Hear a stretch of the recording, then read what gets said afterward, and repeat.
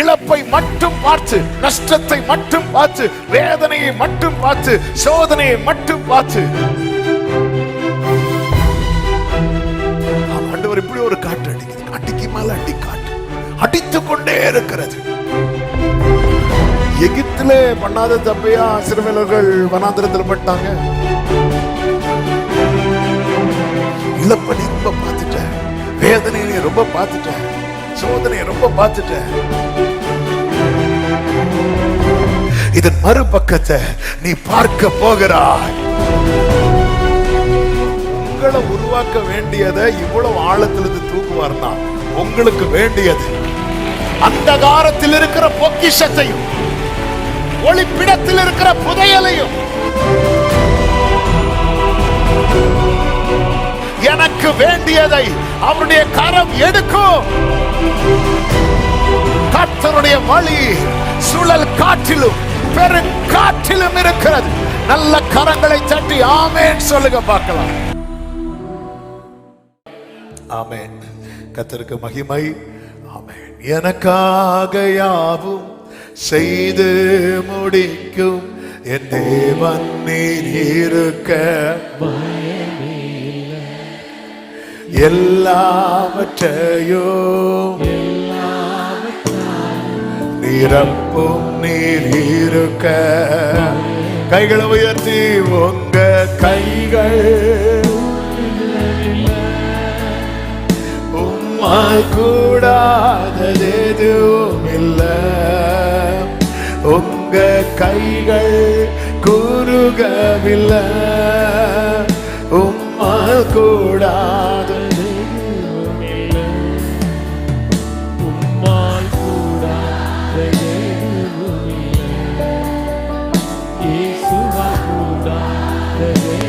தாழ்த்துகிறோம். ஆண்டவரே தொடர்ந்து எங்க கூட பேசுங்கப்பா. மீட்பர் நாமத்தில் பிதாவே ஆமென். ஒரு விசை கூட கரங்களை உயர்த்தி ஹல்லேலூயா. எல்லாரும் வேதத்தை எடுத்துக்கொள்வோம். நாகும் தீர்க்கதரிசன புஸ்தகம் 1வது அதிகாரம். பழைய ஏற்பாட்டிலே 1081வது பக்கம். புதிதாய் பைபிள் பார்க்கிறவர்களுக்கும் பல ஆண்டுகள் பார்த்தும் தேடிக்கொண்டிருக்கிறவர்களுக்கும் இது பிரயோஜனமாக இருக்கும் என்பதற்காக நாகும் 1வது அதிகாரம் அதனுடைய 3வது வசனத்தை நாம் வாசிக்க கேட்கலாம். கர்த்தர் நீடிய சாந்தமும், கர்த்தர் நீடிய சாந்தமும் மிகுந்த வல்லமையும் உள்ளவர், மிகுந்த வல்லமையும் உள்ளவர். அவர்களை ஆக்கினை இல்லாமல் தப்புவிக்க மாட்டார். அவர்களை ஆக்கினை இல்லாமல் தப்புவிக்க மாட்டார். அடுத்த வார்த்தையை கவனிங்கள். கர்த்தருடைய வழி, கர்த்தருடைய வழி சுழல் காற்றிலும் சுழல் காற்றிலும் பெரும் காற்றிலும் இருக்கிறது. மேகங்கள் அவருடைய பாத தூளாய் இருக்கிறது. இன்னைக்கு கர்த்தர் தருகிற வார்த்தை என்னவென்றால், கர்த்தருடைய வழி சுழல் காற்றிலும் பெரும் காற்றிலும் இருக்கிறது. சத்தமா ஒரு ஆமென் சொல்லுங்க பார்க்கலாம். இந்த செய்திக்குள்ளே போறதுக்கு முன்பதாக அந்த முதல் வார்த்தையை நீங்க பாருங்க. கர்த்தர் நீடிய சாந்தமும் மிகுந்த வல்லமையும் உள்ளவர். இது அல்ல இன்னைக்கு செய்தி. ஆனா இந்த வார்த்தை எனக்குள்ள நேற்று இரவுல இருந்து ஏதோ பண்ணிட்டே இருந்துச்சு. அதனால அதை நான் டச் பண்ணிட்டு செய்திக்குள்ளே போக விரும்புகிறேன். ஆண்டவர் ஒரு வார்த்தையை தந்து நமக்குள்ளே பொங்க விடுறாருன்னா யாருக்கோ அதை விளம்பணும்னு விரும்புறார். ஹல்லேலூயா. ஆமென் ஆமென் சொல்லுங்க பார்க்கலாம். அதாவது நம்ம ஒரு லெவலுக்கு பொங்குதுன்னா அது நமக்கு, லெவலை தாண்டி பொங்குதுன்னா வேற யாருக்கோ கொடுக்கிறார். ஆமென். ஒரு சகோதரி, ஒரு தீர்க்கதரிசிகளின் புத்திரரின் மனைவி, 2 பிள்ளைகளை உடையவா எலிசா கிட்ட வருவாங்க. வந்து சொல்லுவாங்க, இப்படி கடன்காரங்க வந்துட்டாங்க, பிள்ளைகளை பிடிச்சிட்டு போக நிற்கிறாங்க, என்னன்னு தெரியல, என்ன பண்ணும் தெரியலன்னு சொல்லும்போது அவர் சொல்லுவோம், உன்ட எண்ணெய் இருக்கு, ஒரு குடம் எண்ணெய் இருக்கு, நீ போய் காலி பாத்திரங்கள் எல்லாம் வாங்கி வை. காலி பாத்திரத்தெல்லாம் வாங்கி வச்சு காலி பாத்திரம் எல்லாம் முடிஞ்சதும் பைபிள்ல என்ன சொல்ல தெரியுமா, அந்த எண்ணெய் நின்று போயிட்டு. அதன் அர்த்தம் என்ன? அந்த எண்ணெய் அவளுக்கான எண்ணெய். ஆனா சில எண்ணெய் நிக்காது, அது கூடிட்டே இருக்கும். அதன் அர்த்தம் என்ன? இந்த எண்ணெய் நீ யாருக்கோ கொடுக்கணும். 4 குஷ்டரோகிகள் சீரியா தேசத்துக்கு, சீரியாவுக்கா சமரியாவுக்கு, சீரியா நினைக்கிறேன், வருவாங்க. அவங்களுக்கு பார்த்தா ஃபுல்லா ஆகாரம் நிரம்பி இருக்கும். இவங்க எல்லாம் சாப்பிட்டு முடிப்பாங்க, முடிச்சிட்டு சொல்லுவாங்க, இது நற்செய்தி அறிவிக்க நாள். ஏன்னா நம்ம சாப்பிட்டுட்டோம், ஆனா இன்னும் ஆகாரம் இருக்கு. அப்போ நம்ம இது என்ன செய்யணும்? போய் ஜனங்களுக்கு சொல்லணும். அது போலதான் சில வார்த்தைகள் பர்சனலா ஆண்டவர் பேசிட்டு இருப்பார். செய்தி தரது அது வேற, ஆனா அதையும் தாண்டி சில வார்த்தை பர்சனலா பேசி அது நம்மையும் தாண்டி ஓவர்ஃப்ளோ ஆகுதுன்னா யாரோ சிலருக்கு கர்த்தர் அதை கொடுக்க விரும்புகிறார். எனவேதான் இந்த வார்த்தையை டச் பண்ணிட்டு நான் செய்திக்குள்ளே போக விரும்புகிறேன். ஆண்டவர் ரொம்ப அமைதியா இருக்கிறார். அப்படிப்பட்ட நிலைமையில இருக்கிறவர். அவர் அப்படியே தான் நினைக்காதீங்க. அவர் செயல்பட ஆரம்பிச்சார்னா மிகுந்த வல்லமை உள்ளவராய் செயல்படுவார். நல்ல கவனமா கேளுங்க.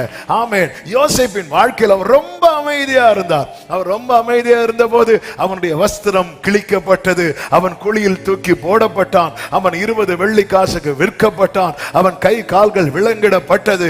கர்த்தர் யோசேப்போடு இருந்தார்னா இருக்கும், அவன் தயவு கிடைக்க பண்ணினார் இருக்கும். ஆனா வேற ஒண்ணுமே செய்யல. ஆனா அவனுக்கான நாள் வந்தபோது கர்த்தர் மிகுந்த வல்லமையாய் கிரியை செய்தார். விலங்குகள் எல்லாம் அவிழ்க்கப்பட்டது. பார்வோனுக்கு நிகராய் அவன் உட்கார வைக்கப்பட்டான்.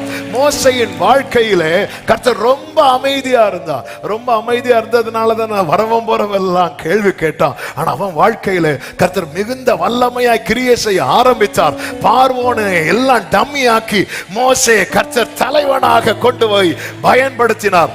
தாவீதை ராஜாவாக்கும் வரைக்கும் அவர் ரொம்ப அமைதியா இருந்தார். ஆனா அவனை ராஜாவாக்குற காரியத்துல அவர் ரொம்ப வல்லமையா செயல்பட்டார். பவுலை ஊழியக்காரன் ஆக்கும் வரைக்கும் அவர் ரொம்ப அமைதியா இருந்தார். ட்ராக் மாதிரி ஓடுனான்.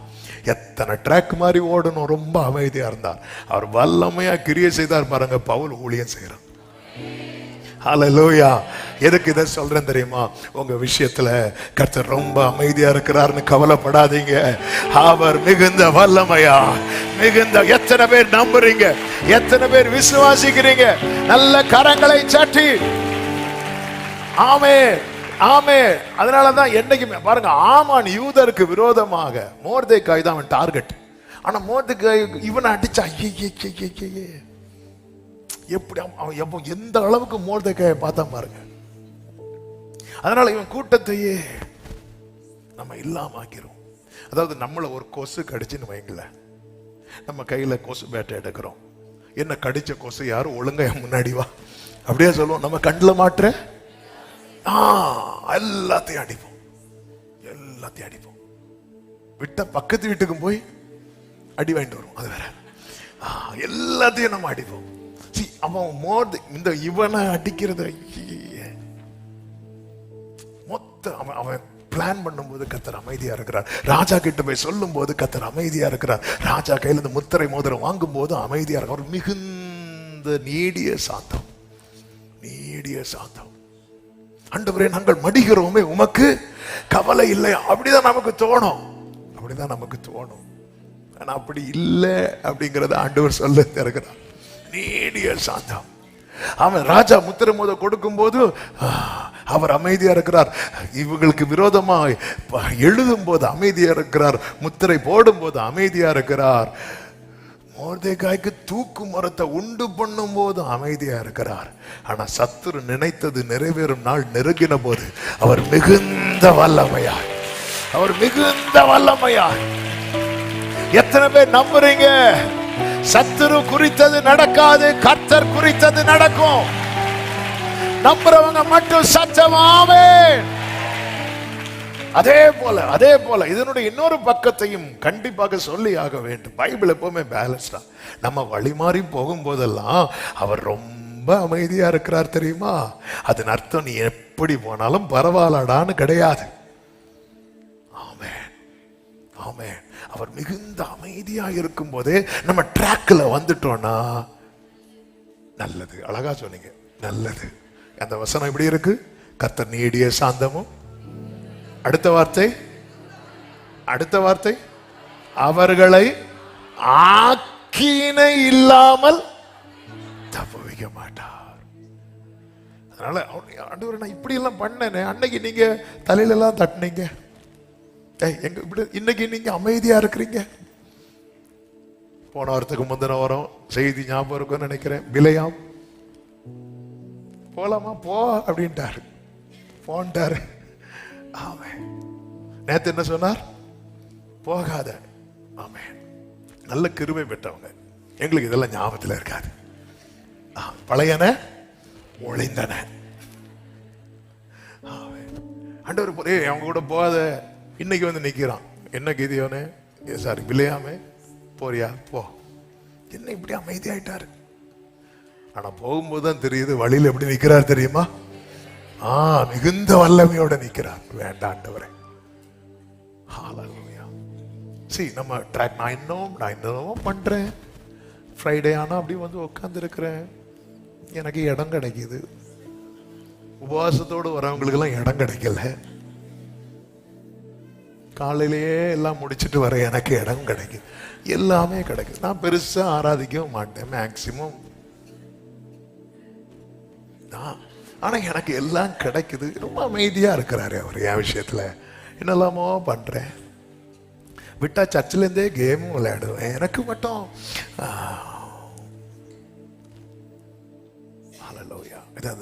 அவருடைய கிருபை இருக்கு தெரியுமா?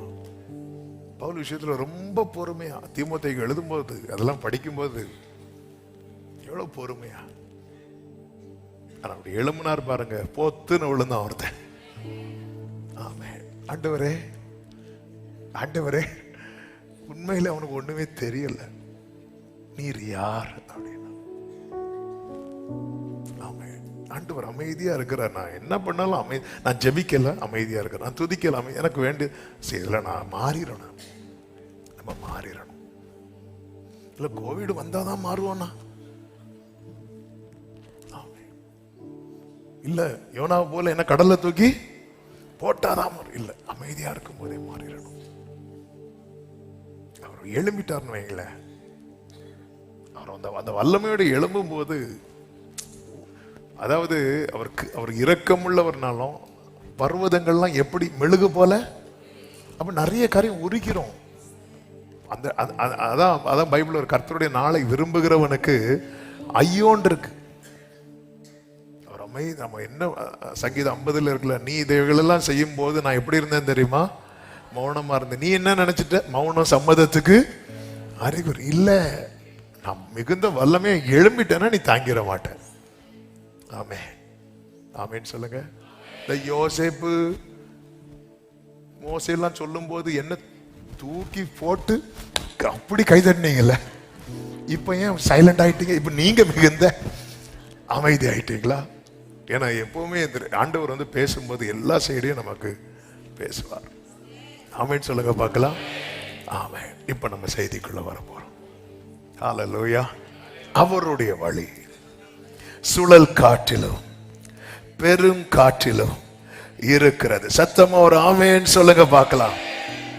அப்போ கர்த்தர் அவருடைய வாழ்க்கையில அனுமதிக்கிற பெருங்காற்று, சுழல் காற்று, அதுல என்ன இருக்கிறது? கர்த்தருடைய வழி. என் நினைவுகள் உங்கள் வழிகள் என் வழிகளும் அல்ல. ஆமென். ஹல்லேலூயா. பொதுவா அந்த கடல்ல மீன் பிடிக்க போறவங்க பார்த்திருக்கீங்களா? காற்று பலமா இருக்குன்னு வைங்களேன், போக மாட்டாங்க. இன்னைக்கு பயங்கர காற்று, எச்சரிப்பு வரும், யாரும் போக வேண்டாம். கடல்ல மட்டும் இல்ல, நம்மளே அப்படிதான். சிலர்லாம் இருக்கிற சைஸுக்கு எலியா மாதிரி சுழல் காட்டு வந்து தூக்கிட்டு போற ரேஞ்சில தான் இருப்பாங்க.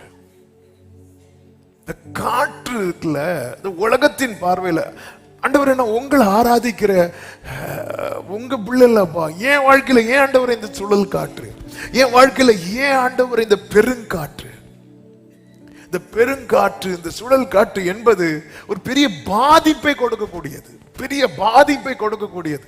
கடந்த நாள்ல இந்த வார்த்தையை ஆண்டவர் நினைவிலே வைத்து வைத்த வார்த்தை, இதிலே என்னுடைய வழி இருக்கிறது என்று கர்த்தர் சொல்லுகிறார். எனவே கர்த்தர் உங்க வாழ்க்கையில் அனுமதிக்கிற காரியத்தை நீங்க கொஸ்டின் பண்ணாதீங்க. ஆரம்பத்தில் அது புரியாது, ஆரம்பத்தில் நஷ்டம் போலதான் இருக்கும், ஆரம்பத்தில் இழப்பு போலதான் இருக்கும், ஆரம்பத்தில் வேதனையானதான் இருக்கும். ஆனால் இன்று நிர்மூலமாகாமல் இருக்கிறோமே, ஒன்றை புரிந்து கொள்ளுங்கள், அவருடைய வழி சுழல் காற்றிலும் பெரும் காற்றிலும் இருக்கிறது. சத்தமா ஆமென் சொல்லுங்க பார்க்கலாம். ஹalleluya. வழி பிறக்கும்.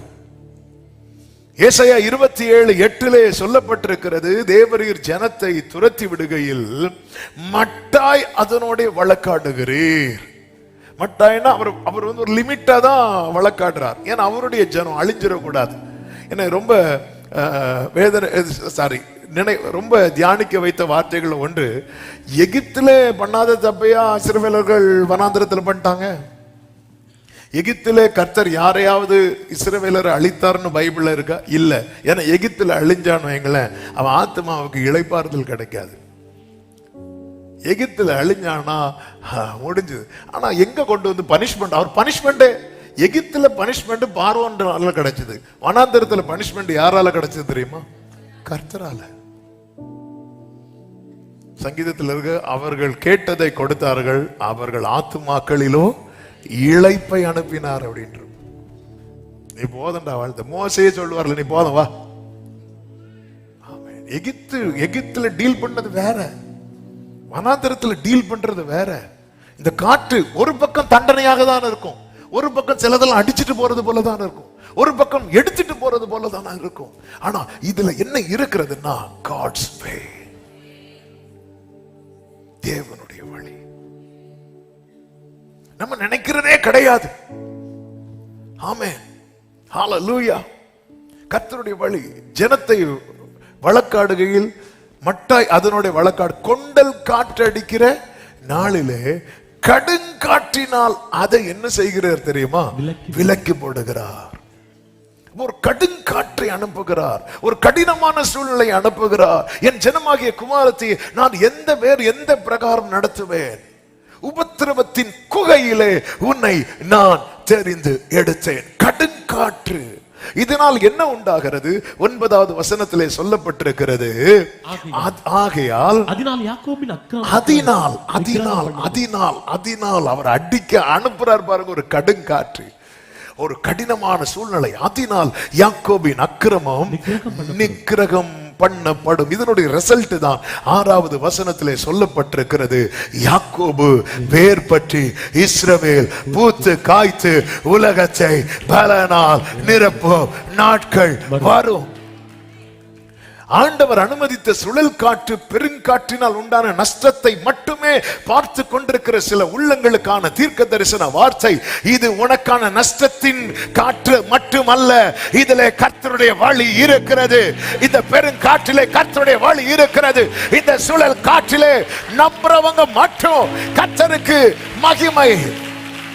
இழப்பை மட்டும் பார்த்து, நஷ்டத்தை மட்டும் பார்த்து, வேதனையை மட்டும் பார்த்து, சோதனையை மட்டும் பார்த்து, ஆமென் ஆமென் சொல்லுங்க பார்க்கலாம். ஹalleluya. ஆமென். ஆண்டவர் இப்படி ஒரு காற்று அடிக்குது, அடிக்கு மேல அடி காற்று அடித்து கொண்டே இருக்கிறது. ஆமென். எத்தனை போராட்டம், எத்தனை சேதங்கள், எத்தனை சேதங்கள். ஹalleluya. ஆமென். எத்தனை சேதங்கள்.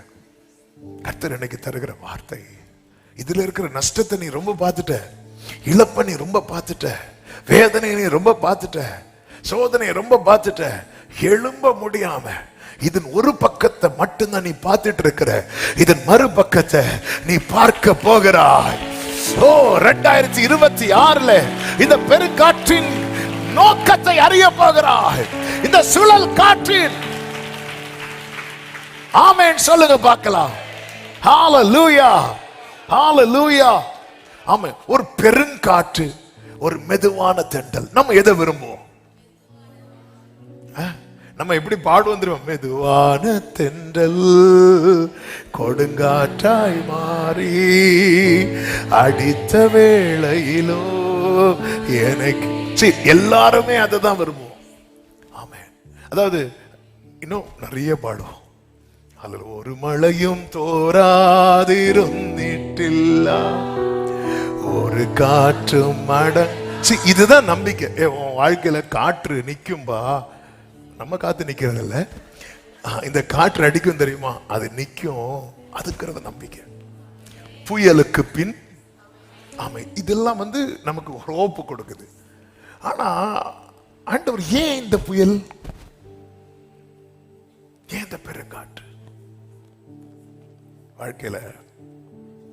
ஆமை, ஒரு பெருங்காற்று திடீர்னு அடிக்கும் பாருங்க, திடீர்னு அடிக்கும். கஷ்டப்பட்டு கூரை எல்லாம் போட்டிருப்பாங்க, அடிக்கிற அடியில கூரையை காணாது. எத்தனை இதுல ஒரு பக்கத்துல இருக்கிற நஷ்டத்தை மட்டும்தான் நம்ம, அதாவது ஒரு பக்கம் தான் நம்ம பார்த்திருக்கிறோம். இதுதான் அப்படியே கண்ணை திறக்க வைக்குது. அதாவது மொத்த பக்கமும் முடிஞ்சு நினைக்கிறோம். ஒரு காற்று அடிச்சதுல ஒரு மரம் விழுந்து, மரம் முறிஞ்சு கூரையில விழுந்ததும் மொத்த பக்கமும் முடியுதுன்னு நினைக்கிறோம். ஒரு காற்று, ஒரு இழப்பு, ஒரு நஷ்டம் எல்லாம் வந்ததும் மொத்த பக்கம் அல்ல, ஒரு பக்கம் தான் நீ பார்த்திருக்கிற. 2025 வர நீ ஒரு பக்கம் தான் பார்த்திருக்கிற. இதன் மறுபக்கத்தை பார்க்க போகிறார். இதிலே கர்த்தருடைய வழி இருக்கிறது என்பதை. இப்போ பவுலும் 275 பேருமாக கப்பல்ல பயணிக்கிறாங்க. பவுல் சொல்றாரு, இந்த ட்ராக் வேண்டாம், இந்த ட்ராக்ல பயணிப்பது தேவனுடைய சித்தம் இல்லை. ஆனா மாலுமி சொல்றா, வெதர் நமக்கு சாதகமா இருக்கு. வேதம் சொல்லுகிறது, அப்போஸ்தலர் 27வது அதிகாரம் அதனுடைய 13வது வசனத்தை வாசிக்கலாம்.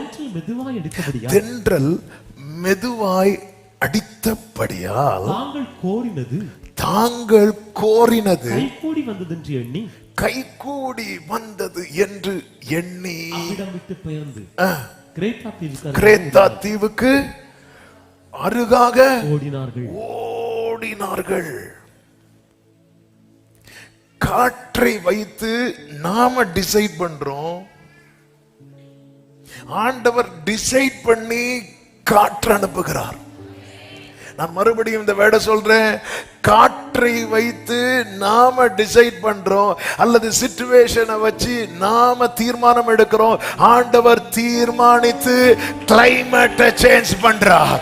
ஆண்டவர் ஏற்கனவே திட்டம் பண்ணி, எத்தனை பேர் நம்புறீங்க? என் ஆண்டவர் சூழ்நிலையை வைத்து தீர்மானிக்கிறவர் அல்ல, தீர்மானித்து காலத்தையும் சமயத்தையும் மாற்றுகிறவர். சத்தமா ஒரு ஆமென் சொல்லுங்க பார்க்கலாம். ஹalleluya.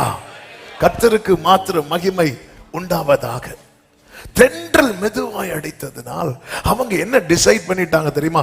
காரியம் நாங்க கோரினது, நாங்க என்ன மனசுல தீர்மானித்தோமோ, என்ன நாங்க டிசைட் பண்ணோமோ, அது எங்களுக்கு கைகூடி வந்தது. அப்படி ஓடும் போது அந்த கப்பல்ல யார் இருக்கிறா தெரியுமா?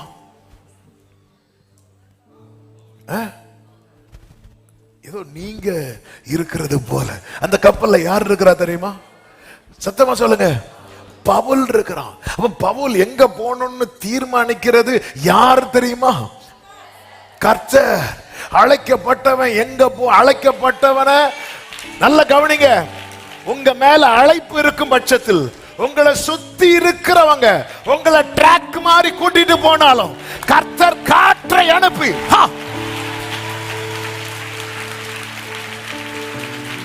இங்க பவுல் சொல்றாரு போகாதீங்க வேண்டாம். ஆனா பவுலுக்கு வாய்ஸுக்கு இங்க வேல்யூ கிடையாது. இப்ப அவங்க எங்க கூட்டிட்டு போறாங்களோ அங்கதான் இந்த பவுல் போய் ஆகணும். ஆனா பவுல் இப்ப நீ இருக்கிற நிலைமை ஒரு அடிமைத்தனம். ஏன்னா அவங்க அவனை கைதியா தான் கொண்டு போறாங்க, அடிமையா தான் கொண்டு போறாங்க, ஒரு கட்டப்பட்ட நிலைமை. ஆனா உன் மேல இருக்கிற அழைப்பு பெருசு, உன் மேல இருக்கிற அபிஷேகம் பெருசு.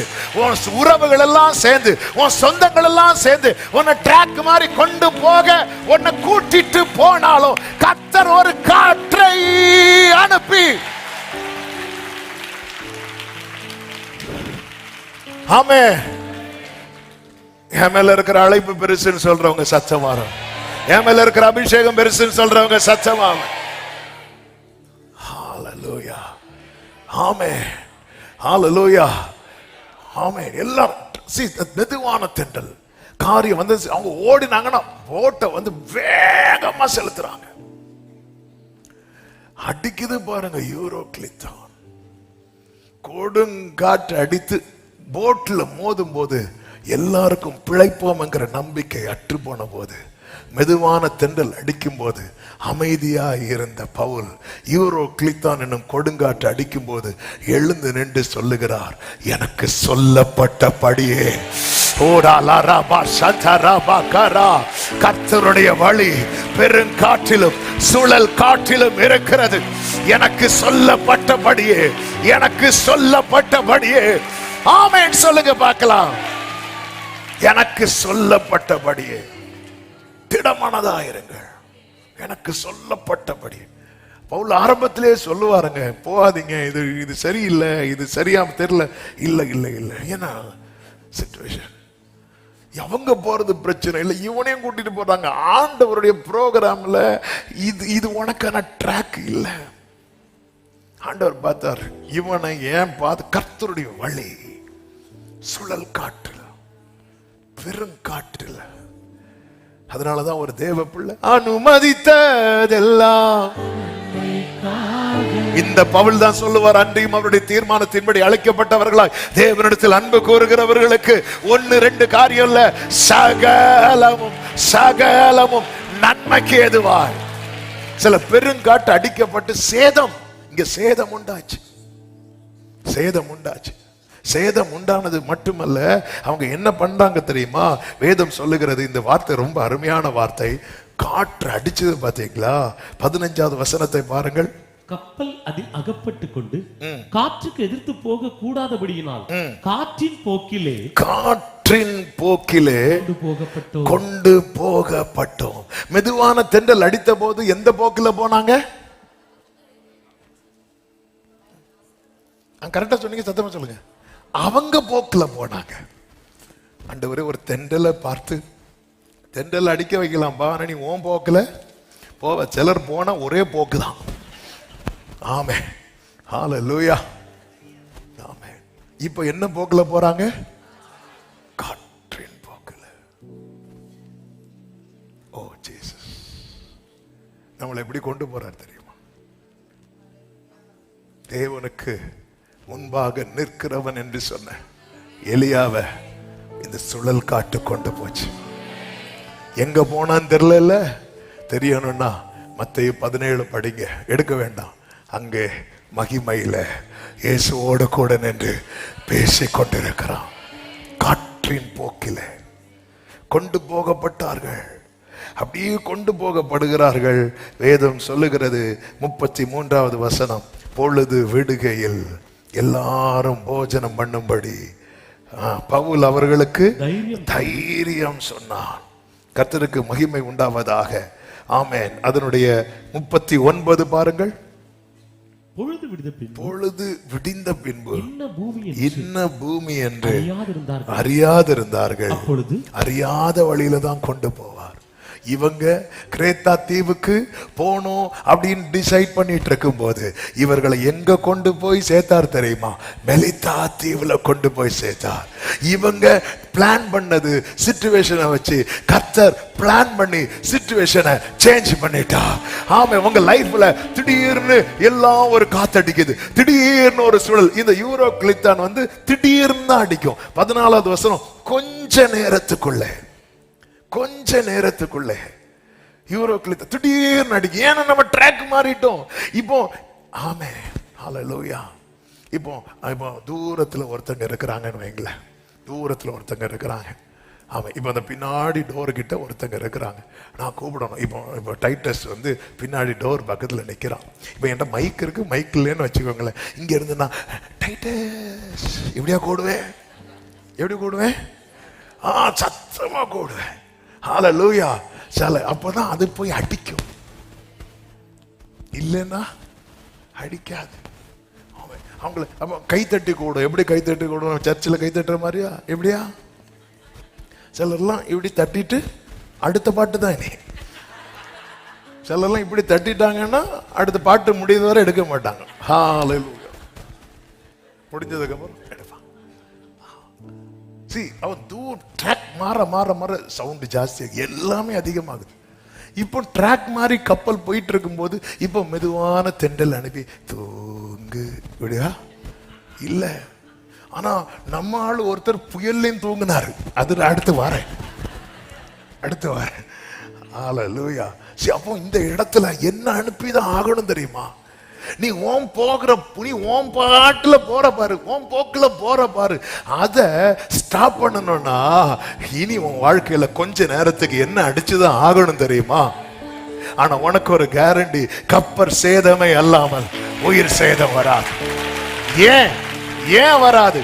27வது அதிகாரம் அதனுடைய 24வது வசனம். பவுலே பயப்படாதே, ராயனுக்கு முன்பாக நிற்க வேண்டும். எல்லாரும் சொல்லுங்க பார்க்கலாம், நிற்க வேண்டும். பெருங்காட்டுல நிக்க முடியுமா? சுழல் காட்டுல நிக்க முடியுமா?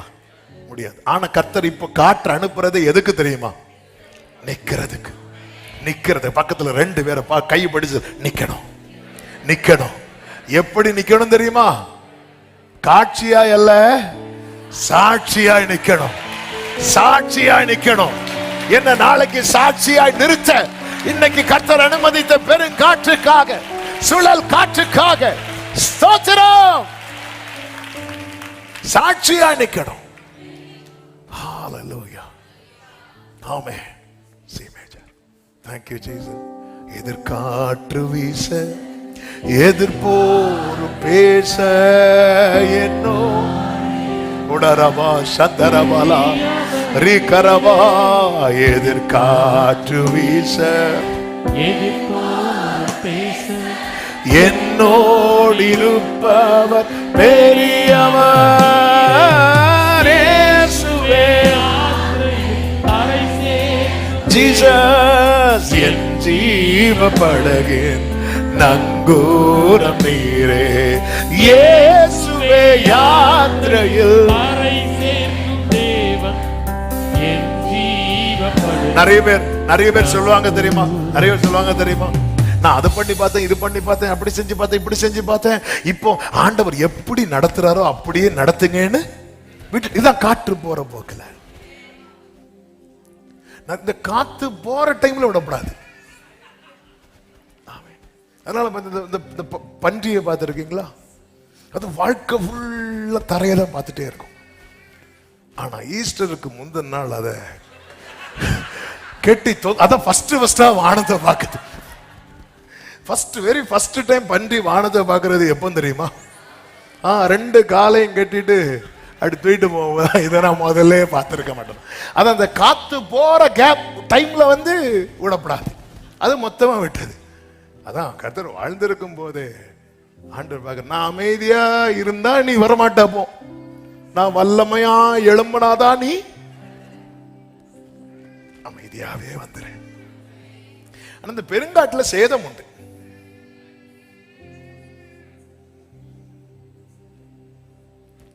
அந்த சேதம் நமக்கு பாதிப்பு கிடையாது. 27வது இது ஆல்ரெடி ரீசன்ட் டைம்ல பேசினதுனால இது ரொம்ப போகல. 27வது அதிகாரத்துல கப்பல்லாம் உடைஞ்சி கட்டையில போனாங்க. 28வது அதிகாரத்துல திரும்ப எதுல தான் போறாங்க தெரியுமா? கப்பல்ல தான் போறாங்க. ஏன்னா அந்த காட்டுல என்ன இருக்கு தெரியுமா? கர்த்தருடைய வழி இருக்கிறது. ஆமே. சுழல் காற்று, பெருங்காற்று, வாழ்க்கையில மோதி அடித்த காற்று.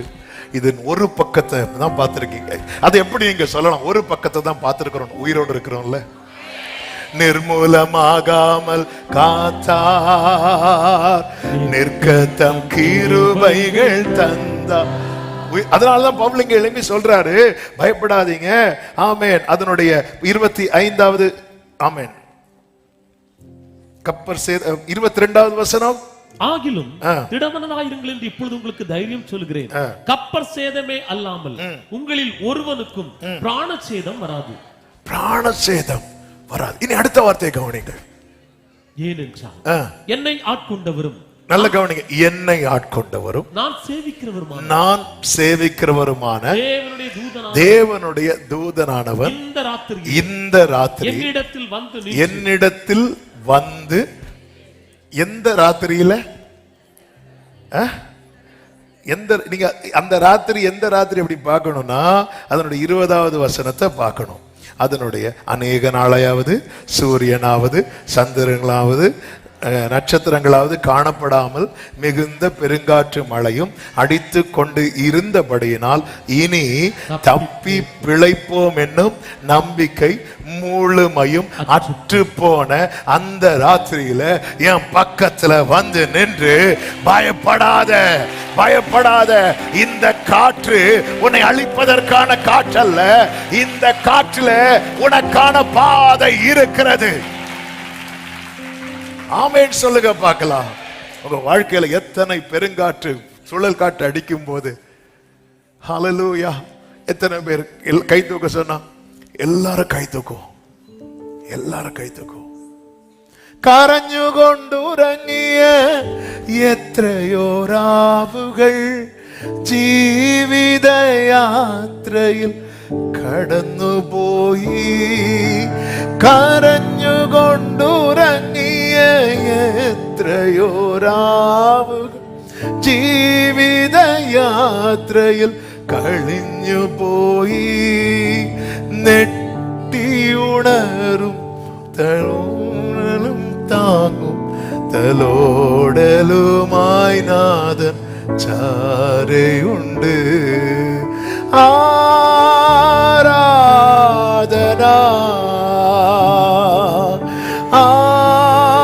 ആരാധന ഒന്നിനും കുറവില്ലാതെ നടത്തുന്ന ഇമ്മാനുവേലേ അങ്ങേക്കു നന്ദി. படுத்து அழுது பயந்த எத்தனை இரவுகள் திடீர்னு எழுப்பி பார்க்கும் போது ஒருத்தர் பக்கத்துல இருந்து தேட்டுவார். தூக்கம் வராம அழுத இரவுகள் நம்மை அறியாமல் தூங்குறதுக்கு காரணம் என்ன தெரியுமா?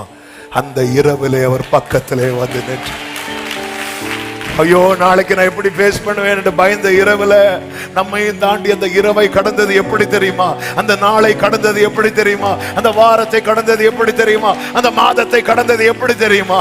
நான் சேவிக்கிறவர், என்னை ஆட்கொண்டவர் என் அருகே வந்து நின்று നന്ദിയാൽ നിറയുന്നു എന്നന്തരംഗം മനമേ നടത്തിയ വിധങ്ങളെയോ.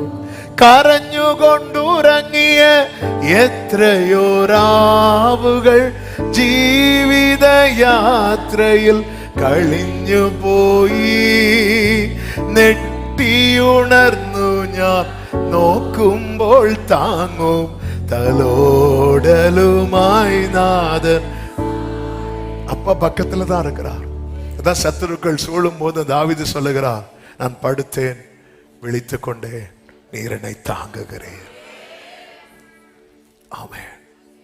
ஆண்டவர் ஏன் அப்போ நல்லா புரிஞ்சுக்கோங்க, அழைக்கப்பட்டவன் அவன் ட்ராக் மாறினாலும் காத்தடிக்கும், அவன் கூட இருக்கிறவங்க அவனை ட்ராக் மாத்தினாலும் காற்றடிக்கும். இந்த வேர்ட் நான் என்ன சொன்னேன்? அழைக்கப்பட்டவன் அவன் ட்ராக் மாறினாலும், அவன் கூட இருக்கிறவங்க அவனை ட்ராக் மாத்தி கொண்டு போனாலும் காற்றடிக்கும். அழைக்கப்பட்டவன் ட்ராக் மாறின ஒருத்தன் உண்டு, யார் தெரியுமா? யோனா. நம்மளால நமக்கு வாயில உடனே பேர் வரும், யோனா யோனா. ஆமென். யோனா புஸ்தகம் 1வது அதிகாரம் அதனுடைய 3-4 வசனங்களை பார்க்கும்போது யோனா வழி விலகி அவர் சமூகத்திலிருந்து விலகி ஓடுவான் என்று சொல்லப்பட்டிருக்கிறது. அவன் கர்த்தருடைய சமூகத்தினின்று விலகும்படி அவர்களோட கூட தர்ஷீசுக்கு போக கப்பல் ஏற, இது அவனா ட்ராக் மாறினான். அப்பொழுது வேதம் என்ன சொல்லுகிறது? 4வது வசனம், கர்த்தர் சமுத்திரத்தின் மேல் பெரும் காற்றை வரவிட்டார். பெரும் காற்றை வரவிட்டார். அதனால் கடலிலே கப்பல் உடையும் என்று நினைக்கத்தக்க பெரிய கொந்தளிப்பு.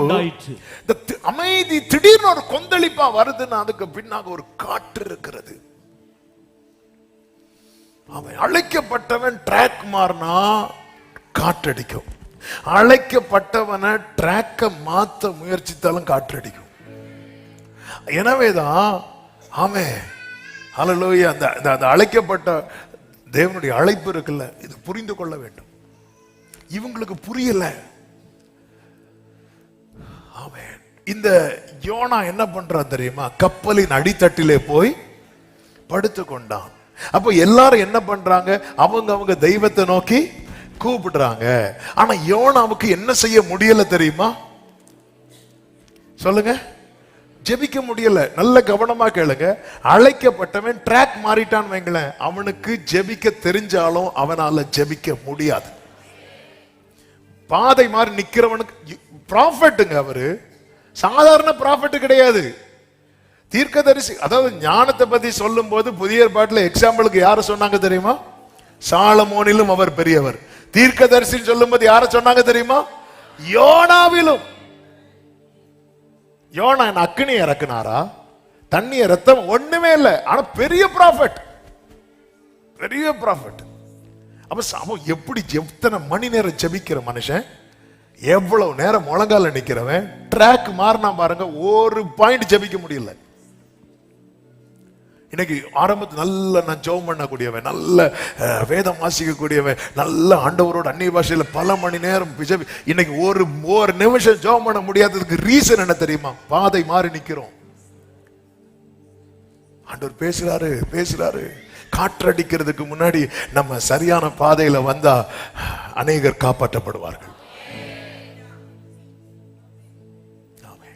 எனக்கு இதுல என்ன ஒரு ஆச்சரியம் அப்படின்னா, நிறைய 5 பாயிண்ட் எடுத்துட்டு வந்தேன். ஆவியானவர் இப்படியே கொண்டு போறதுனால நான் இப்படியே பேசிட்டு இருக்கிறேன். இது என்ன ஆச்சரியம்னா, பவுல கொண்டுட்டு போறாங்க பாருங்க, அது பவுல் சம்மதம் இல்லாம. ஆனா இங்க யோனாவை கூட்டிட்டு போறாங்க பாருங்க, யோனாவின் முழு சம்மதத்தோடு. பவுல் சம்மதம் இல்லாம அழைக்கப்பட்டவனை ஃபோர்ஸ் பண்ணி கூட்டிட்டு போனாங்க பாருங்க. அதனால அடிச்ச காத்துல என்ன உடைஞ்சு தெரியுமா? கப்பல் உடைச்சு. இங்க அதே போல ஒரு பெரிய காற்று, ஆனா என்ன உடையல தெரியுமா? கப்பல். ஏன்னா இந்த பிரச்சனைக்கு முழு காரணம் யாரு? இங்க கர்த்தர் யாரதான் உடைக்க பிளான் போட்டார்? யோனாவை.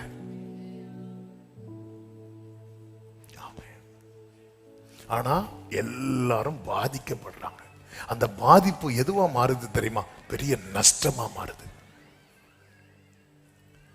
இவங்க அவங்க தெய்வத்தை நோக்கி கூப்பிடும் போது மேலையும் கீழையும் போய் பார்த்துட்டு இருந்தா, கீழே லோயர் பர்த்ல ஒரு ஆளு, இதான் சொன்னேன், எந்த புயல் அடிச்சா என்ன. ஆமென். ஒரு தேவ மனுஷன், அவருடைய சாட்சி நிறைய ஊழியக்காரங்க சொல்லியிருக்கிறாங்க. அவர் தூங்கிட்டு இருக்கும் போது கதவை வந்து சாத்தான் தட்டினானா. நல்ல தூக்கம். எழும்பி போய் திறந்து பார்த்தா, நான் சாத்தான், நான் வேற யாரோ நினைச்சேன். அடுத்த போய் பேசி, ஏன் தூக்கத்தை நானும் வேற யாரோ தட்டுறாங்க.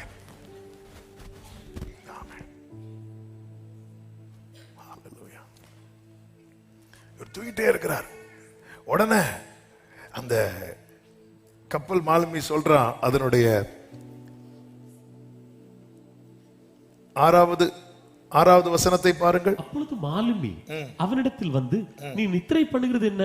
எழுந்திருந்து உன் தேவனை நோக்கி வேண்டிக் கொள், நாம் அழிந்து போகாதபடிக்கு சுவாமி ஒருவேளை நம்மை நினைத்திருவார் என்றான். அவர்கள் யார் நிமித்தம் இந்த ஆபத்து? அவங்களுக்கு இன்னும் ஆண்டவரை தெரியல. இப்போ அவங்க யார் நிமித்தம் இந்த ஆபத்து என்று அறியும்படி சீட்டு போடுறாங்க. சீட்டு யார் பேர்ல விழுந்துச்சு தெரியுமா? யோனாவின் பேர்ல விழுந்துச்சு. உடனே வந்து கேட்கிறாங்க, உன் தொழில் என்ன? நீ எங்க இருந்து வர? நீ உன் தேசம் என்ன? நீ எந்த ஜாதி? அன்னைக்கும் கேட்கிறாங்க, இன்னைக்கும் கேட்கிறாங்க. அதற்கு அவன் சொல்றான், நான் எபிரேயன், நான் தேவனாகிய கர்த்தரிடத்தில் பயபக்தி உள்ளவன், அவன் கர்த்தருடைய சமூகத்தினின்று விலகி ஓடி போகிறவன் என்று தங்களுக்கு அறிவித்ததினால் அந்த மனுஷர் மிகவும் பயந்து, நீ ஏன் இப்படி பண்ண? நல்லா புரிந்து கொள்ளுங்க. பாதை மாறி போனா நாளைக்கு யாரெல்லாம் நம்மளை கேள்வி கேட்பாங்கன்னே தெரியாது. இன்னைக்கு நல்லா தான் பாதை மாறி போனதும் புயல் இல்லை, பாதை மாறி போனதும் லோயர் பர்த் கிடைக்குது. நீங்க ட்ராக் மாறினா நிறைய சீட்டு உங்களுக்கு கிடைக்கும், நிறைய சலுகை உங்களுக்கு இருக்கு உலகத்துல, நிறைய ஆஃபர் கொடுப்பாங்க. ஆனா திடீர்னு அடிக்கும் பாருங்க பெருங்காற்று, அன்னைக்கு அத்தனை பேரும் கொஸ்டின் பண்ணுவான். நீ யாருன்னு கேட்பான். ஏன் எங்களுக்கு இப்படி பண்ண அப்படின்னு கேட்பான். ஒன்னாலதான் ஒன்னாலதான் ஒன்னாலதான் என்பார்கள். அப்படி கேட்கும்போது 11வது வசனம், பின்னும் சமுத்திரம் அதிகமாய் கொந்தளித்துக் கொண்டிருந்தபடியால், அதிகமாய் கொந்தளித்துக் கொண்டிருந்தபடியால் சமுத்திரம் நமக்கு அமரும்படி நாங்கள் உனக்கு என்ன செய்யணும் அப்படின்னு கேட்கிறாங்க. உடனே அவன் சொல்றான், நீங்கள் என்னை எடுத்து சமுத்திரத்திலே போட்டு விடுங்கள், அப்பொழுது சமுத்திரம் உங்களுக்கு அமர்ந்திருக்கும், என் நிமித்தம் இந்த பெரிய கொந்தளிப்பு உங்கள் மேல் வந்ததென்று நான் அறிவேன் என்றார். அந்த மனுஷர் என்ன பண்ணாங்க தெரியுமா? கரை சேரும்படி வேகமாய் தண்டுவல். என்ன நல்லவங்க.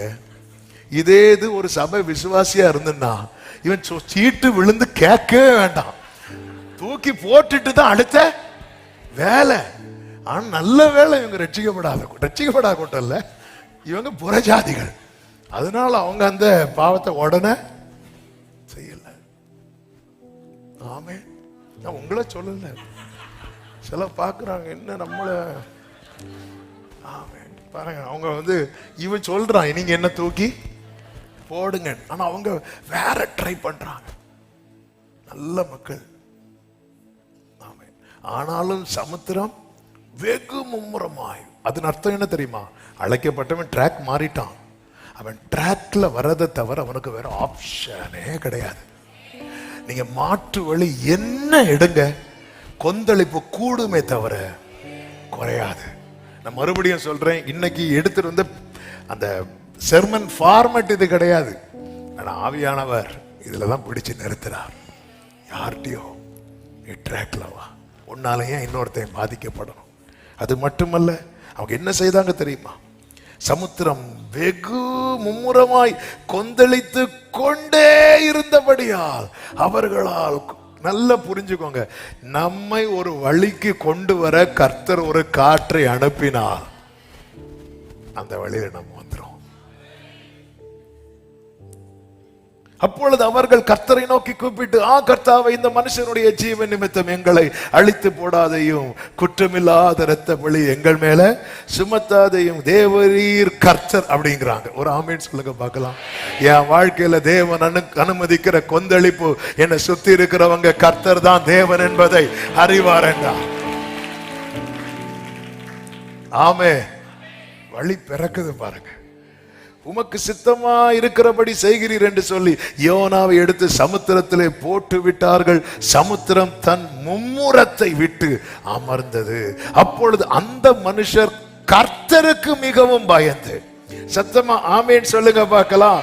ஃபர்ஸ்ட் என்ன சொல்றாங்க? 5வது வசனம், அவன் தன் தன் தேவனை நோக்கி வேண்டுதல் செய்து. ஆமேன். இப்போ யோனா தவறான பாதையில் இருந்து மாற்றப்படும் போது, அதாவது இனி அவன் எங்கதான் போறான் தெரியுமா? சரியான பாதையை நோக்கி தான் ஓட போறான். இனி அவனுக்கு ஒரு சின்ன பிரேக் இருக்கு. அந்த பிரேக்குக்கு அப்புறம் அவன் எங்க ஓட போறான் தெரியுமா? ஆமா, எங்க ஓட போறான்? நினிவேக்கு ஓட போறான். அந்த ஓடுறதுக்கு ஒரு ஸ்ட்ரெங்க் தேவை. அதனால அவனை 3 நாள் பிடிச்சு என்ன வைக்கிறார் தெரியுமா? அடைச்சு வைக்கிறார். நீங்க ட்ராக்ல இருந்து உள்ள வந்துட்டீங்கன்னு வைங்களா, உங்களுக்கு ஒரு பிரேக் வச்சிருக்கிறார். எடுத்ததும் ஓட விட மாட்டார். ஆண்டவரே, நீர் என்னை அழைத்தீர்னு சொல்லி நான் இங்க வந்துட்டேன் ஆண்டவரே, ஆனா உட்கார வச்சிருக்கிறீர். ஆமே, நாம் பாக்கியம் பெற்றவர்கள். யோனாவை மீன் வயிற்றுல வச்சா நம்மையும் ஒரு சமூகத்துல வச்சிருக்கிறார். இனி ஒரு ஓட்டம் இருக்கிறது. பக்கத்துல 2 பேர் கையை பிடிச்சு சொல்லுங்க, அவன் விரும்பினா சொல்லுங்க, இனி ஒரு ஓட்டம் இருக்கிறது, இனி ஒரு ஓட்டம் இருக்கிறது. ஆமா, அந்த ஓட்டத்துக்கான ஆயத்தம் தான் இப்ப உங்களை உட்கார வச்சிருக்கிறார். அதற்கு தான் இந்த பெருங்காற்றை கர்த்தர் அனுப்பினார். ஆமே, உங்களை சுத்தி இருக்கிறவங்க அவங்க தெய்வத்தை கூட்ட நாட்கள்லாம் போய் இனி நீங்கள் ஆராதிக்கிற தேவனே தேவன் என்று சொல்லும் நாட்களை கர்த்தர் வைத்திருக்கிறார். சத்தமா ஆமேன் சொல்லுங்க பார்க்கலாம். காத்திருக்கிறவர்களுக்கு காற்றை அனுப்புவார்.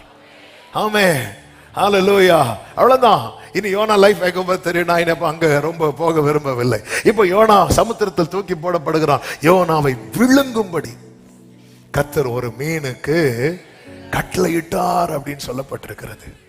யோனாவை விழுங்கும்படி ஒரு பெரிய மீனை கர்த்தர் என்ன செய்தாரா?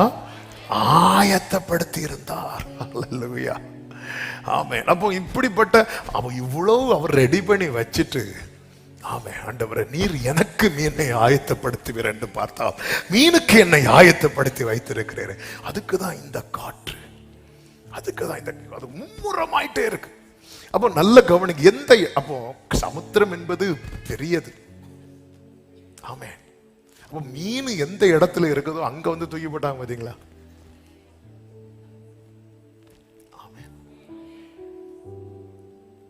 ஒருவேளை இந்த மீனும் கப்பல் கூட டிராவல் பண்ணியிருந்தா இந்த மீன் நினைச்சிருக்கும், ஆண்டவரே நீங்க இந்த விசுவாசி ஆண்டவரே, அவனால நானும் கெட்டு அவனும் கெட்டு அந்த கப்பலும் கெட்டு. எனக்கு இதுல என்ன ஆச்சரியம், இந்த கப்பல் உடையல. அவரால் பெருங்காற்றுல சேதம் இல்லாமலும் நடத்த முடியும். ஆனா பெருங்காட்டுல சேதம் உண்டானா ட்ராக் வேறன்னு அர்த்தம். ஆண்டவர் நடத்துற விதங்கள் கர்த்தர் ஆயத்தப்படுத்தி இருந்தார். 3 நாள் உட்கார வைக்கிறார் மீனின் வயிற்றுக்குள்ள. மீனுக்கு இப்போ டைஜஷன் ப்ராப்ளம், அவ்வளவுதான், ஒன்னும் சாப்பிடவும் முடியாது. ஆமே, உள்ள இருக்கிற ஆளு அவர் விசாலமா அங்கங்க நடந்து அங்க போவாரு, இங்க வருவாரு. அந்த மீன் சொல்லும், உள்ள ஒழுங்கா இருக்கவும் மாட்டேங்க, கப்பல்ல படுத்து உறங்கினா இங்க இருந்து ஆண்டவரே முழங்கால் போட்டு தான் ஜெபம் பண்ணுவாரு.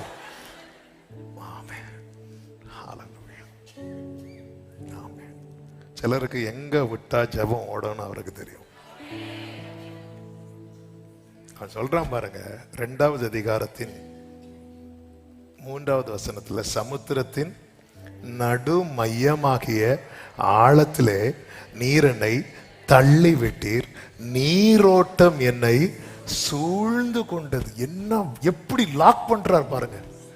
நீரோட்டம் அவனை சூழுது, உம்முடைய வெள்ளங்களும் உம்முடைய அலைகளும் எல்லாம் என் மேல.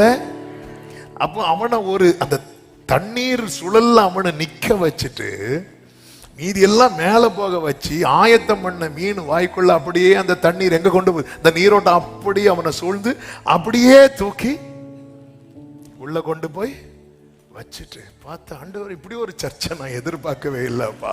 ஆனா சவுண்ட்ஸ் தான் இல்லை. ஆண்டவர் பாஸ்டரையும் காணும், நீ தான்டா பாஸ்டர், நீ முழங்கால் போட்டு ஒழுங்கா ஜெபம் பண்ண. இப்போ உட்கார்ந்து இருந்த ஜெபம் பண்றான். தண்ணீர்கள் பிராண பரியந்தம்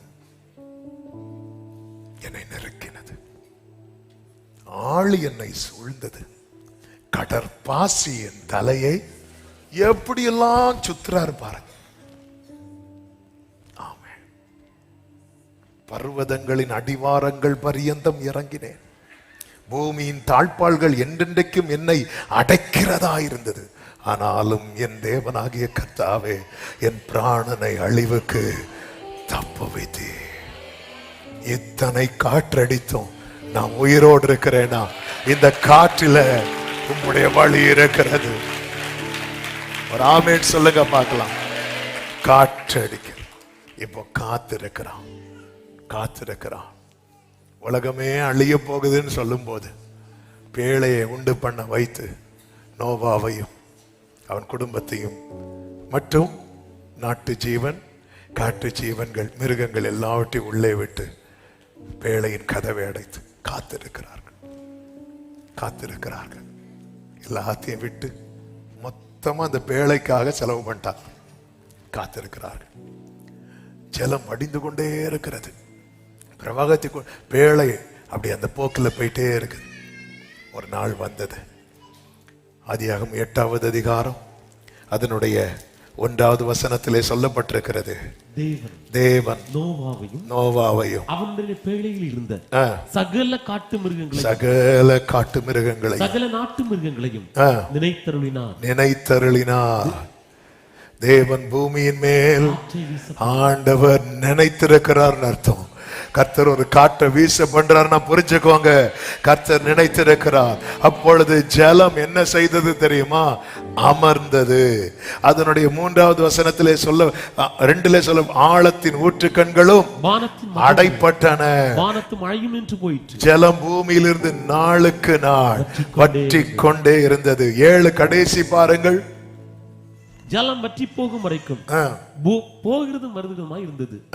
சாரி, 7வது அதிகாரத்தின் கடைசி வசனம். ஜலம் பூமியின் மேல் 150 நாள் மிகவும் பிரவாகித்துக் கொண்டிருக்கிறது. வாழ்க்கையில இப்படிப்பட்ட ஆண்டவர் உங்களுக்கு தான் காத்திருக்கிறேன்.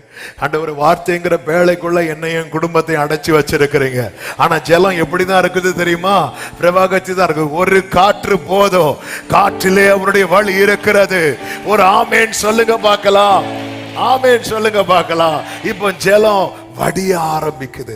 நாளுக்கு நாள், இப்போ 8:3, நாளுக்கு நாள் வற்றி கொண்டே இருந்தது. அடுத்த வார்த்தை பேழை. 4வது வசனம், பேழை அரராத் என்னும் மலைகளின் மேல் தங்கிட்டு. ஒரு ஆமேன் சொல்லுங்க. அப்ப இந்த பேழை எங்க தங்கணும்? ஆமா, இந்த பேழை ஏன் இதுவரை தங்கல? ஜலம் என்ன பண்ணி இருந்தது? ஜலம் பிரவாகித்து கொண்டிருக்கும் போது இந்த பேழையில இருக்கிறவங்களுக்கு தெரியுமா இங்கதான் மலை இருக்கு, இங்கதான் மலை இருக்கு? தெரியாது. அப்ப இவங்க நிக்க வேண்டிய இடத்தை, இவங்களுக்கான ஸ்தானத்தை எது மூடி போட்டது? ஜலம் மூடி போட்டுச்சு. அதுவும் பிரவாகிக்கிற ஜலத்துக்குள்ள இருந்து எதையாவது தூக்க முடியுமா? தூக்க முடியாது. எனக்கு கர்த்தர் நினைத்தார். நீங்க ஆண்டவருடைய சிருஷ்டிப்பே அப்படிதானாங்க. மனுஷனை இப்படி படைத்தார்? கரெக்டா சொல்லுங்க. மண்ணுனால படைத்தார். மண் எங்க இருந்துச்சு? பூமி எப்படி இருந்துச்சு? அடுத்த வார்த்தை தேவன் எதன் மேல அசைவாடிட்டு இருந்தா? அப்ப பூமி ஸ்டார்டிங்ல ஃபுல்லா எப்படிதான் இருந்துச்சு? ஜலம். ஆண்டவர் பிளான் போட்டார், மண்ணுல மனுஷனை உருவாக்கணும். மண் இப்ப எங்க இருக்கு? சும்மா இந்த ஒரு கிளாஸ் தண்ணிக்குள்ள எல்லாம் கிடையாது. ஜலம், ஆழம், அதாவது ஜலம், இருள், ஆழம், அதுக்கு கீழே தான் என்ன இருக்கு? மண்ணு இருக்கு. இப்ப ஆண்டவருடைய பிளான் என்ன? மண்ணுனால் மனுஷனை, மண்ணு எங்க இருக்கு தெரியுதா? ஏன்னா மேல தண்ணி இருக்கு, கீழே என்ன இருக்கு? இருள் இருக்கு. அதுக்கு கீழே என்ன இருக்கு? ஆழம் இருக்கு. அதுக்கு கீழே தான் என்ன இருக்கு? அந்த மண்ணை தூக்குனாரா இல்லையா? எடுத்தாரா இல்லையா? எனக்கு வேண்டிய, என்ன உருவாக்க வேண்டிய மண்ணை எதை மூடி இருந்தாலும் எடுத்தவர். என்ன உருவாக்க வேண்டிய மண்ணை இவ்வளவு மூடி இருக்கு, தூக்குனாரா இல்லையா? உங்களை உருவாக்க வேண்டியதை இவ்வளவு ஆழத்திலிருந்து தூக்குவார்னா உங்களுக்கு வேண்டியது அந்த காலத்தில் இருக்கிற பொக்கிஷத்தையும் ஒளிப்பிடத்தில் இருக்கிற புதையலையும் விசுவாசிக்கிறவங்க மட்டும் எத்தனை ஜலம் மூடி இருந்தாலும் ஆண்டவர் என்ன பண்ணார் தெரியுமா? ஜலத்தை எல்லாம், தண்ணீர் எல்லாம் ஒரு பக்கமா என்ன பண்ணார் தெரியுமா? ஒதுக்கிட்டார். என்ன ஆண்டவருங்க!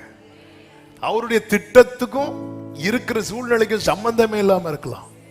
ஆனா அதான் இப்படிப்பட்ட டவுட் வரும்போதுதான் கர்த்தர் சொல்ற, நான் கர்த்தர் அப்படின்பாரு. ஹல்லேலூயா. அப்படியே ஒதுக்குறார், எல்லாத்தையும் ஒதுக்கி இப்ப மண்ணை எடுக்கிறார்.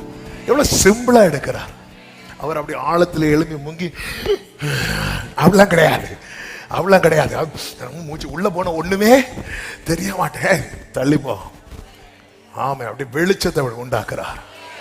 ஆமே ஆமே, ஹல்லேலூயா. வெளிச்சத்தையும் இருளையும் தண்ணீரையும் நிலத்தையும். ஆமே, ஹல்லேலூயா. இப்போ அதாவது அவர் திட்டம் போடும் போதும் மண்ணை எடுக்கிறது என்பது அசாதாரணமான காரியம். அவர் திட்டம் போட்ட பிறகு அது ரொம்ப லேசா கொண்டு வந்துட்டார். ஆமே, எனக்கான பெரிய திட்டங்கள் இருக்கிறது. அந்த திட்டத்தை பல ஜலம் மூடி இருக்கிறது, ஆழம் இருக்கிறது, இருள் இருக்கிறது. ஆனால் எனக்கு தெரியும், தேவ ஆவியானவர் இவைகள் எல்லாவற்றுக்கும் மேல அசைவாடி கொண்டிருக்கிறதுனால எனக்கு வேண்டியதை அவருடைய கரம் எடுக்கும். எனக்கு வேண்டியதை அவருடைய கரம் எடுக்கும். எனக்கு வேண்டியதை ஆமென் சொல்லுங்க பார்க்கலாம். என் ஆண்டவர் பெரியவர், என் தேவன் பெரியவர். ஹalleluya. ஆம், அதனால தானே பாடுவோம், என் தேவன் எனக்காய் எல்லாமே செய்திடுவார் என்றாகிலும் என்னை மறந்தது.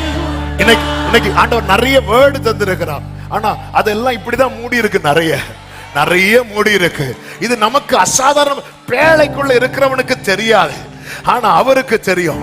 ஒரு காற்றை வீச பண்ணும்போது உடனே பேழை பறந்து வந்து இல்ல அந்த பேழை அப்படி மிதந்து அரராத் மலை பக்கத்துல வரும்போது கர்த்தர் காற்றை வீச பண்றார். அது அப்படி வட்டி ஆண்டவர் என்னுடைய உயர் தளத்தில் என்னை நிறுத்த எனக்காக ஒரு காற்றை கர்த்தருடைய வழி சுழல் காற்றிலும் பெருங்காற்றிலும் இருக்கிறது. நல்ல கரங்களை தட்டி ஆமென் சொல்லுங்க பார்க்கலாம். ஆண்டவர் அனுமதிக்கிற காற்று, அது ஒரு பக்கத்தை தான் இதுவரை நீங்கள் பார்த்திருக்கிறீர்கள். இன்னொரு பக்கத்தை காத்திருக்கிறவர்களே பார்க்க போகிறீர்கள். வழி மாறுகிறவனுக்கும் காற்றை அனுப்பி அவர் வழியிலே கொண்டு வருகிறார். காத்திருக்கிறவனுக்கு காற்றை அனுப்பி ஆமே காத்திருந்த காரியத்தை கண்குளிர காண பண்ணுகிறார். ஆமென் சொல்லுங்க பார்க்கலாம். அரராத் மலையிலே போய் நின்றது. வேதம் சொல்லுகிறது, சிகரங்கள் காணப்பட்டது. அதன் பிறகு நம்பிக்கைக்கு அடையாளமாக ஒரு ஒலிவ இலை அவனுக்கு கொடுக்கப்பட்டது, ஒரு ரேமா. அவன் பேழை கதவை திறந்து வெளியே வரான். அப்படியே உயரமான ஸ்தலத்தில் நிற்கிறான். குடும்பமாய் கர்த்தருக்கு மகிமை செலுத்தினார். ஆமே ஆமே. குடும்பமா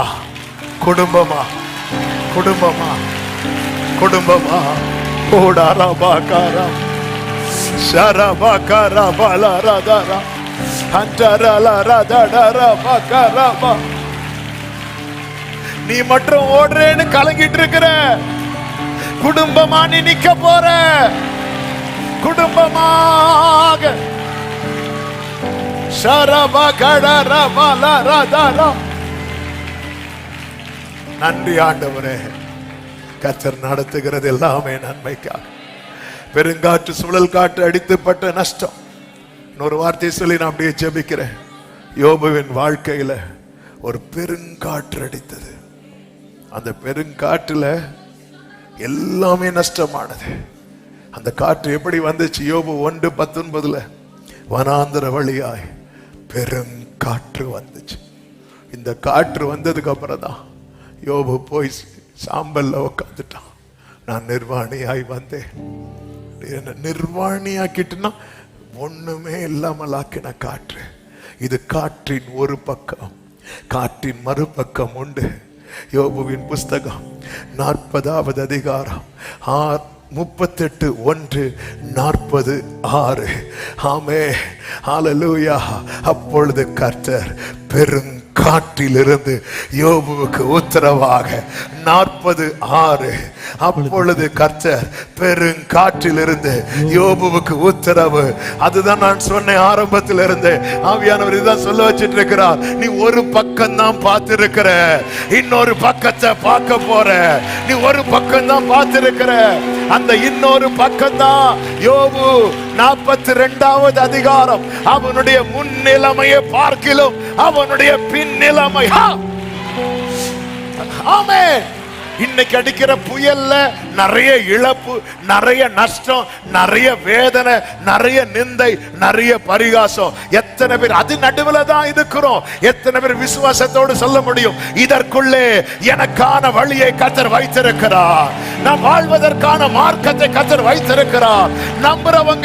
நம்புறவங்க சத்தம் ஆமென் சொல்லி. சாத்தானுக்கு இது தெரியாது. பெருங்காற்று எல்லாத்தையும் கண்ட்ரோல் பண்றது அவரு. அவன் நினைச்சிட்டான் நம்ம இந்த காற்றை வனாந்திரத்தில் பெருங்காற்று. ஓ தேங்க்யூ ஹோலி ஸ்பிரிட். அது ஒரு பக்கம் தான், இது நடுவில் தான். இன்னொரு பக்கம் யோபுவின் வாழ்க்கையில வரணும். அதுவரை இவனை கொண்டு வருவதற்கு தான் யோபுவே சொல்றார், எனக்கு ஜீவனை தந்ததும் அல்லாமல் தயவையும் பாராட்டினீர். உம்முடைய பராமரிப்பு என் ஆவியை அப்படி பொத்தி பொத்தி பொத்தி பொத்தி கொண்டு வந்தது. ஒரு பக்கத்தை பார்த்தாச்சு, மறு பக்கத்தை பார்க்க போறோம். ஜீசஸ் துன்பத்தை கண்ட, வருத்தத்தை கண்ட நாட்களுக்கு பதிலாக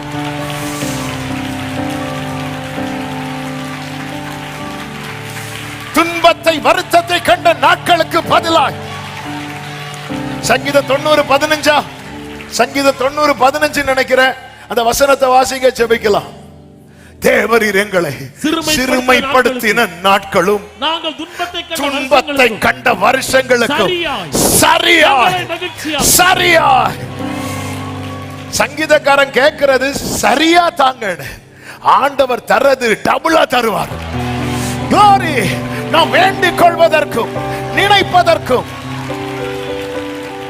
உங்க லைஃப்ல இப்படிப்பட்ட காற்றடிச்சு என்னென்ன துன்பத்தை கண்டீங்க? ஒரு 5 நிமிஷம் ஜெபம் பண்ணலாமா?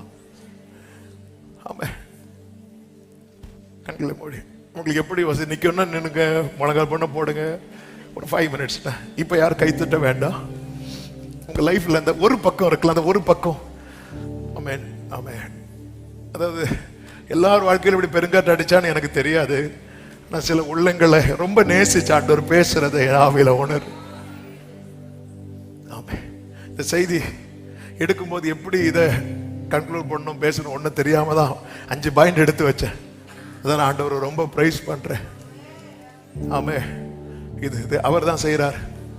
அவர் தான் யாரோட பேசி கொண்டிருக்கிறார். ஆமே, யோபு வாழ்க்கையில எல்லாம் போச்சு ஆண்டவரே. இல்லப்பா, அது ஒரு பக்கம்பா. ஆமே, இந்த பெருங்காட்டுல நான் அவனுக்கு வச்சிருக்கிற ஆன்சரை நீ பார்க்க போற. அந்த உத்தரவு வரும்போது முதல்ல பெருங்காற்றின் ஒரு பக்கத்தை பார்த்த போது, கவனிங்க, பெருங்காற்றின் ஒரு பக்கத்தை பார்த்த போது யோபு என்ன சொல்றா தெரியுமா? நிர்வாணியா வந்த, நிர்வாணியா போற. அதன் மறுபக்கத்தை பார்த்த போது யோபு என்ன சொல்றான் தெரியுமா? தேவரீர் சகலத்தையும் செய்ய வல்லவர், நீர் செய்ய நினைத்தது. இப்படி ஒரு பக்கம் ரொம்ப மோசமான பக்கம் அல்ல, இழப்பு, நஷ்டம், வேதனை. நேற்று நம்மளை பார்த்து எழும்பி நின்னவங்க இன்னைக்கு நம்மளை பார்த்து பரியாசம் பண்ற நிலைமை. தேவரே, எங்களை சிறுமைப்படுத்தின நாட்களுக்கும் எங்களை நாங்கள் துன்பத்தை கண்ட வருஷங்களும் சரியாக அவர் சரியா இல்ல டபுளா தருவார். எது உங்க வாழ்க்கையில் அடிச்ச பெருங்காற்று, நீங்க ரொம்ப பாதிக்கப்பட்ட காரியம் இருக்குல்ல, அது நடுவில் கர்த்தர் தீபத்தை அணையாம காக்கிறார். என் வாழ்க்கையில பெரிய புயல் அடிச்சது உண்மை. நான் இதோட எல்லாம் போச்சுன்னு தான் நினைச்சேன். ஆண்டவர் இன்னைக்கு எனக்கு தீர்க்க தரிசனமா பேசி இருக்கிறார். அது ஒரு பக்கம் தான். அந்த ஒரு பக்கத்தை நீ பார்த்துட்ட, அந்த ஒரு பக்கத்தை நீ பார்த்துட்ட. ஒரு பெருங்காற்று உண்டாச்சு யோபுக்கு. 2வது, யோபு நினைச்சிருப்பான் எல்லாம் தான் போச்சே, இப்போ எதுக்கு இந்த பெருங்காற்று? இது உன்னை உதறி தள்ளுவதற்கான காற்றல்ல, இது உனக்கு உத்தரவு அருள்வதற்கான காற்று. இது உனக்கு உத்தரவு அருள்வதற்கான காற்று.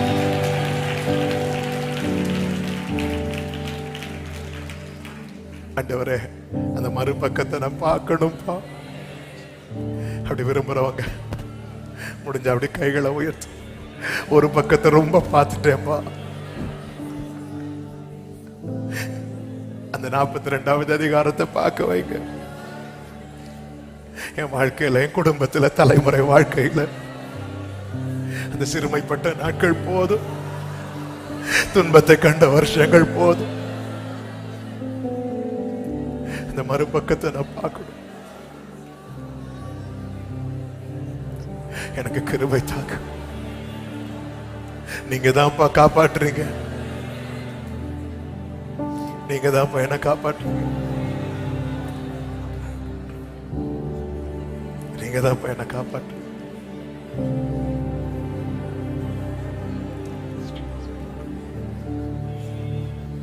நீங்க தான் ஆண்டவர் என்ன காப்பாற்று.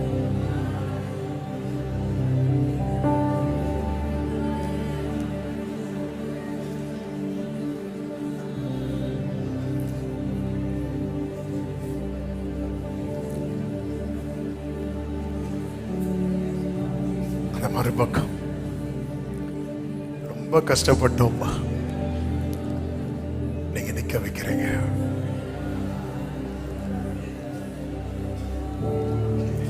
கண்ணீரோடு ஜெபிக்கிற உள்ளங்கள் இயேசுவின் நாமத்தில் உங்களை சொல்றேன். இது மறுபக்கத்தை, யோபு கஷ்டப்பட்டதை பார்க்க 4 பேர் வந்தாங்க. அவன் நல்லா இருக்கிறத பார்க்க ஊரே வந்துச்சு. நீங்க நல்லா இருக்கிறத பார்க்க வருவாங்க.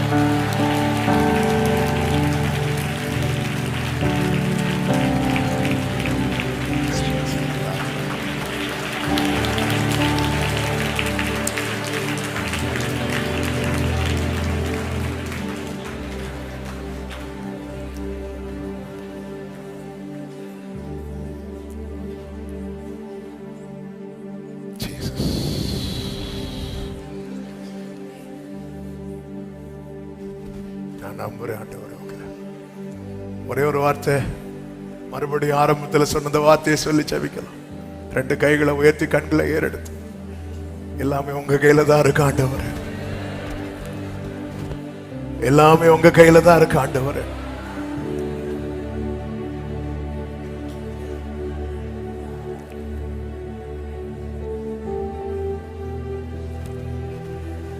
எல்லாமே உங்க கையில தான் இருக்கு.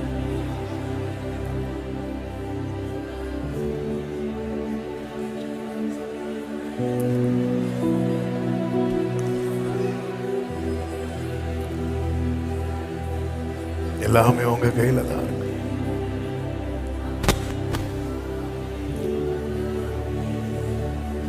ஆண்டவரே, கண்ணீரோடு நிக்கிறாங்கப்பா. இந்த வார்த்தையை நல்லா இறுக பிடிச்சிருங்க. எல்லாம் போச்சின்னு பார்க்க இருக்கீங்க, ஒரு பக்கம் தான் பார்த்துருக்கிறீங்க. இந்த மறுபக்கத்தை பார்க்க தான் உங்களை உயிரோட வச்சிருக்கிறா. இது மறுபக்கம், உனக்கு இன்னொரு பக்கம் இருக்கிறது என்பதை நீ அறியதா? இந்த சத்தத்தை கர்த்தர் கேட்க பண்ணி இருக்கிறோம்.